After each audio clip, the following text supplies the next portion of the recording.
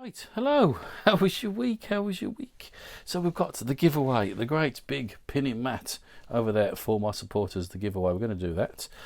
My good friend Richard sent me this ES MP5. Bit of a thumb turn. Well, if I've got time, we'll have a little look at that one as well. And I was looking through. We've got three of these old girls. Remember? These are the ones we can try and have a look in there with that bridge warding. So I thought, how are we going to get round that without faffing about? You can just about see in there, that bridge warding sitting in the middle there. How are we going to get round faffing about that warding, cutting keys and all that sort of stuff? How would you get through this if you had to? Okay, so I thought, right, I'll try something. I had an idea in my head and I thought, I'll give it a go. So, in theory, for this to work, what we need to do is we need to get either side of that bridge warding. And we'll open up one again in a minute, just to remind you. We need to get either side of that. One side, it depends on orientation a lot. One side is the lever, and one side is the actual weight part of the bolt. So we're going to avoid the central warding altogether by using, and this is one of the 2-in-1s, this is an uncut one. An uncut one. You can see where the wild's holding on there. It's uncut. So we're going to give it a go. Now this is only about 1.6, 1.7 mil. They're not very big tips, so we've got to be very careful because there's going to be a lot of pressure involved. And these tools are not really designed for lots of pressure. It's for fine picking really, but we'll try. As long as we're careful, we might get away with it. So we'll give it a go. So first of all, we've got to find out which side is the actual lever on and which side is the bolt on. So that's the first thing. It's an investigation. We're going to drop this all the way through the back. That's what these are designed for, to go all the way through the back. That's why they're quite long, because it sits on the back of the case. Okay, so let's have a look at, so let's line him up a little bugger, get him in there. Oh, listen. That's where your lever is. Okay, your lever. Now, I will just do this one independently. That's the bolt. So that's the bolt, that's the lever. Normally it's the other way around, but this is the way this is orientated, so this is what we'll go with. So what we've got to do, right, we've got to sort of push one so it comes to the front of the case, and the other one's going to go to the back because I've got to avoid that warding. Okay, now what we want to try and do is I want to try and lift that lever up and then put pressure on the bolt, not put pressure on the bolt and lift the lever up as you would normally pick. And we'll give it a go. So we're going to go like that lever, and it might take a little bit of manipulation to work, and yeah, she does work. A bit stiff and clunky, you know, those all rusty, but we're through. So, and they survived. They're a bit mucky, but they survived. A lot of force on there. That's why that weld holds it all together. So there's one of them. So that theory did work. So I thought, if I was ever stuck in that situation, someone's got an old gate or an old big Victorian door and they've lost the key and they've never been in that storeroom or wherever these locks were actually physically fitted to, could we get through without having to faff with trying to cut a key with all that fancy warding? Trying to even get hold of one of these days is a nightmare. So let's have a look at this one.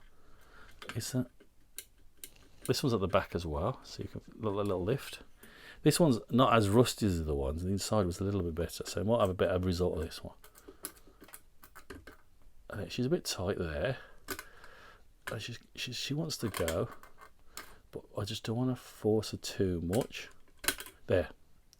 So off she pop all the way through, and we could swing it all around and get in there again and lock it back up.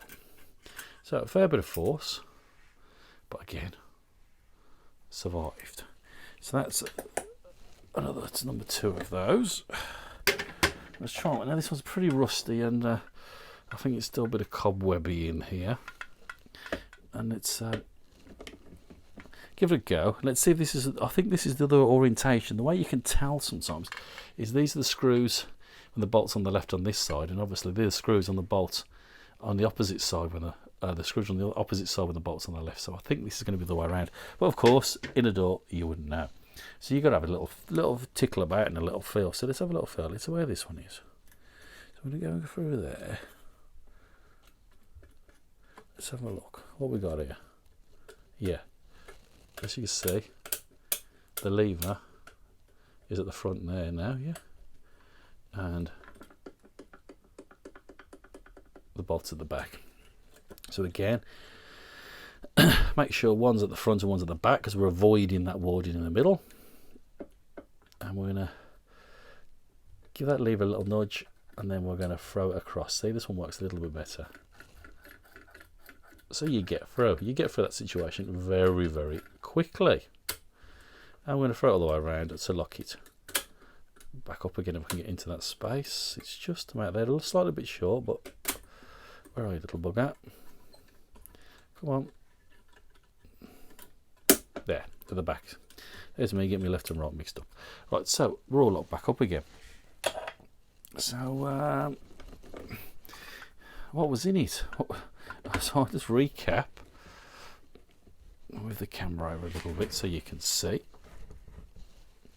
So there's some great big bloody screws. We've got to get through them. So we'll have a look. Right then, what do I do with that screwdriver? Again, I've shifted everything around since then, but we should be able to get it.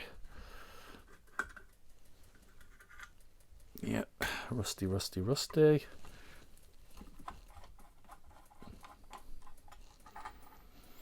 Rusty crusty. Can we get in here? It's like a can opener in it. Let's try and get a fine, fine screwdriver, and we'll try and manipulate that case off. He says. Let's just have a little, the arm out the way, a little tap there, that might just do it. It's when it flies out and we lose everything. This is proper welding on this bugger.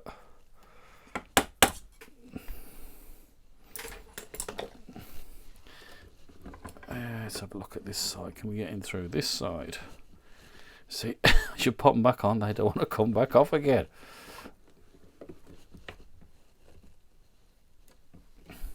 But we won't give up. We won't give up. I just need it to just crack in there.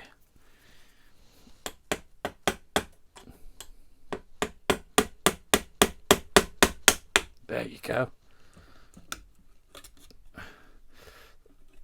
Like I said, it was like opening a can. Without damaging it, of course. The rust is holding it all back on. If I cleaned it up, it'd be fine, but I've not cleaned them up yet. Oh. There we go. That's everything jumped out. It's all jumped out. Where's that gone? Right, so my old thingy bob jumped out.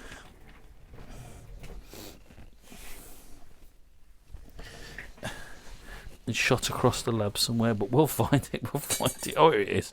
Here it is. Oh, it's the part that actuates your handle.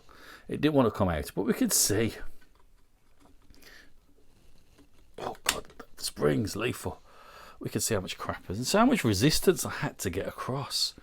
We could see this warding here, which would have been a nightmare. And we could see the bolt. This is part of the front part of the actual 2-in-1, got hold of that to throw that across. And then the other part had to get hold of this really, look at, incredibly stiff, rusty lever. And this is one with the V and the 2 ones. And we thought this one, could we see anything? No more numbers. It was the other one we thought was a lowering fracture, but I can't really see a lot on this one. I bet if we cleaned it up, we could. So look at these crusty old girls, and we still got through them. So there's that wood, and it sits right in the middle, and you'd have had to cut a key around all that to try and fit it to throw those 2 different mechanisms. So, right, we'll get this out of the way because time's ticking over. Didn't expect it to be that tight. Right. So what did we have? This. Try and get in the voice.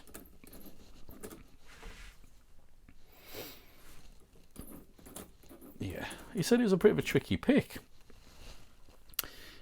Bit of a tricky pick, he said. So time's running out, so we better crack on. Just want to do that prize draw, so I'll have to use another method to open this little bugger. So just excuse me for. Yeah, if I was going to get in there. Yeah, that's what I would do, but that's just me because time's of the essence. So, pot of dreams, pot of dreams. give away that beautiful mat, and I don't touch it. It's gonna, I don't want to make it dead. It's going to be a nightmare to post that mat. But guys, thank you so much for your support. I appreciate all your kind words and comments, and all the information and details that you actually pass on, so we all can learn something. So the best of luck to you all. We only need one. Who was it? All the fighting each other, them two was. Adam Norton. Adam Norton, you're now the proud owner of that beautiful pinning mat. And if you're not into pinning up locks and stripping down euros and whatnot, you can put it in your footwell and use it in your car. Stop wrecking your carpets. So everybody have a fantastic weekend. Stay safe, and I'll see you all soon. So remember, like the video, put the old comments below.